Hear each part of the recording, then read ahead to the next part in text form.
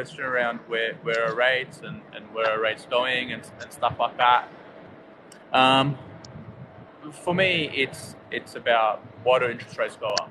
You know, there's a reason why interest rates go up, and there's a reason why interest rates go down. And you know, it's like everything else. If you go and speak to a great sports psychologist or occupational therapist, they'll tell you if you have pain in your body, there's pain there for a reason.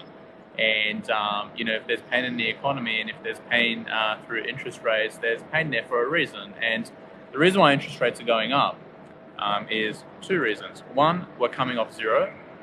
So when something is at zero, you know, every time it rises, the magnitude of rise is great. So we're coming off an artificial level where interest rates were reduced to zero because we went through lockdowns and everything shut down. So that's point number one. Point number two is interest rates are rising because the economy is really hot. The jobs market's really hot. It's never been easier to get a job. Jobs and salaries are going up, and the price of everything's going up. So when the price of everything goes up, that means because the overall economic activity, things are quite good. And when things are quite good, rates go up to try to moderate that so that you don't get in a situation where things blow out of proportion and it's uncontrolled and it leaves people behind. So that's why interest rates are going up.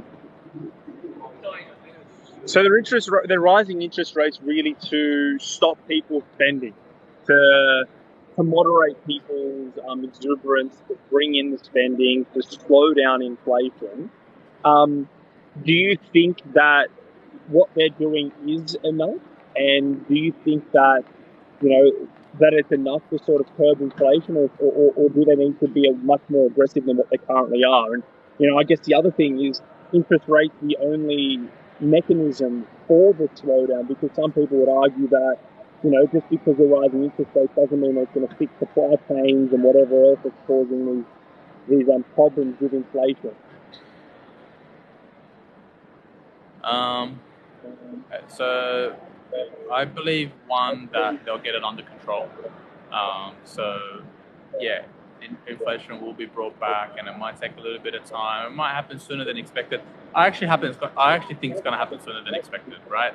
I'm one of the exceptions out there. Everyone thinks that they're going to keep raising. It's going to take a long time, blah, blah, blah. I actually think that this time next year, we'll be talking about very, very different things, right? So, I think that inflation is under control. And if they increase rates a little bit more, in the overall context, it's not about what rates are today. As an investor, it's not about what rates are today. It's about where rates go into the medium and long term, right? Because rates can always rise and fall, but that shouldn't really dictate your investments. The medium or the long term should dictate your investments. So, I think that, we've gone from zero. They went from 2% to zero. Now we're back to 2%. We might go up to 3%. I think we'll settle at about 2 or 3%. How high can they go? I don't think we will see a situation where they're going to go much higher than cash rate 3%. The reason why I say that is because a lot of the things that are causing inflation have already started to come back, So if you have a look at oil prices, they've actually come down from about 140, 150 to just under $100. If you have a look at a lot of the supply constraints out of China, they're actually alleviating, they're getting better. So, shipping rates out of China are starting to come down drastically. If you have a look at employment, the jobs market's been really hot. That's because a lot of people left, So a lot of people during COVID, during the pandemic, left. There's going to be more migration. People are getting back into the tune of things. Those that lost work and left the jobs market might come back into the jobs market.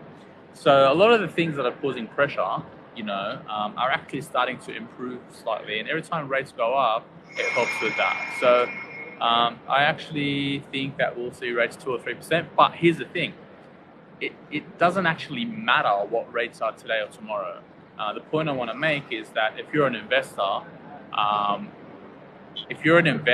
you've got to think about what rates are in the medium to long term, not what rates are necessarily in the short term, because that's what dictates your investment returns. Yeah, it's a good point. And look, one of our commenters here saying, we are talking as if we know what we're saying. Can we just elaborate a little bit on some of those points that you mentioned there? Because for some people, I've got a plane going over me, so excuse the noise. But this is just a sign that things are opening up. How does why are you pointing to oil prices and the cost of transport in China and these kind of things when you're talking about inflation? It may seem overly simplistic for the people in here that don't know the relationships between, say, energy prices and inflation. There's just a little bit of macroeconomics or some economics 101. So for those that genuinely want to know, and those that are genuinely asking questions because they want to know, not just being smartasses. To the smartasses, I'll say that probably good time to leave because this isn't for you.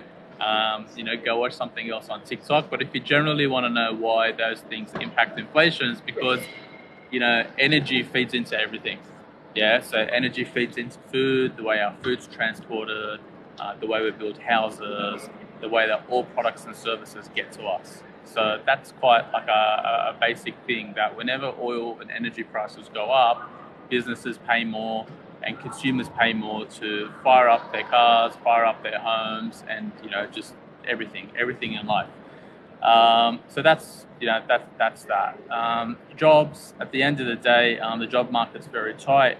And when the job market's tight, people want more money, right? You've got to pay more rent, you've got to pay more on your mortgage, it costs more to put food on the table and put gas in the car.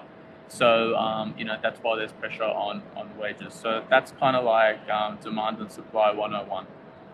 Yeah, and look, what Peter said there is very true. I mean, during COVID, we lost about 200,000 or 300,000 people that went overseas, and we weren't getting that amount. Normally, Australia receives about 200,000 migrants a year. We've only just really opened the borders, and it's just starting to happen now. And with this migration into the country, it means that there's more people available to do the same job. So, for instance, in construction, there's a massive shortage of labourers, skilled workers, and the more people there are that can do that same job, that puts down the price of labour, which brings down the price of construction, that brings down the inflationary pressure.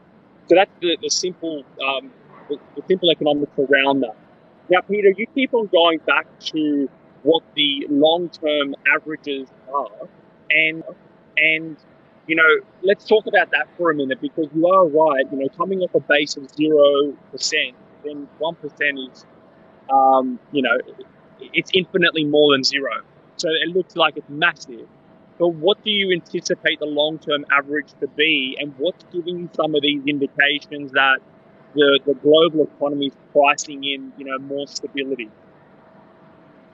So I think it's very important for people not to freak out at the moment, because rates are going up, but the expectation is that they're going to go up for a little bit and then moderate, right? So just as we had an extreme decrease, we're having an extreme increase, but this is like cushioning things out. So like, let me give you an analogy, a simple analogy. Paying $10 for lettuce isn't going to last forever, yeah? Or the stuff that you saw during the pandemic, where things were really cheap, they had to give them away because there was no demand.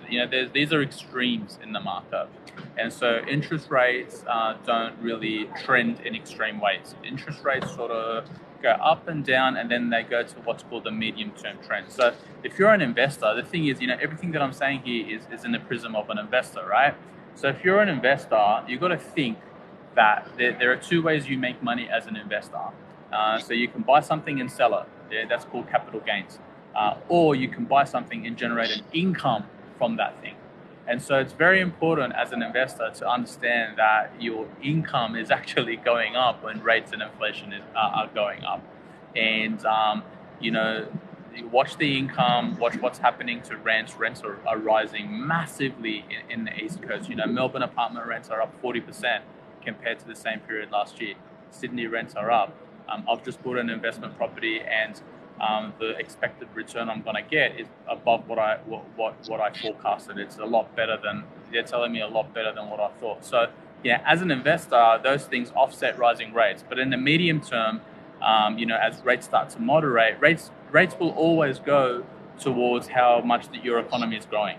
Yeah. So if your economy is growing by 2 or 3%, that's a good indicator of where you can expect the cash rate. If your economy is shooting the lights out, you're a young economy, or you're in a high growth market, then rates are going to be higher. And if you're a boring old economy like Japan, for example, rates are going to be down to 0 or 1%. So where rates goes depends on the growth of your economy and how strong your economy is.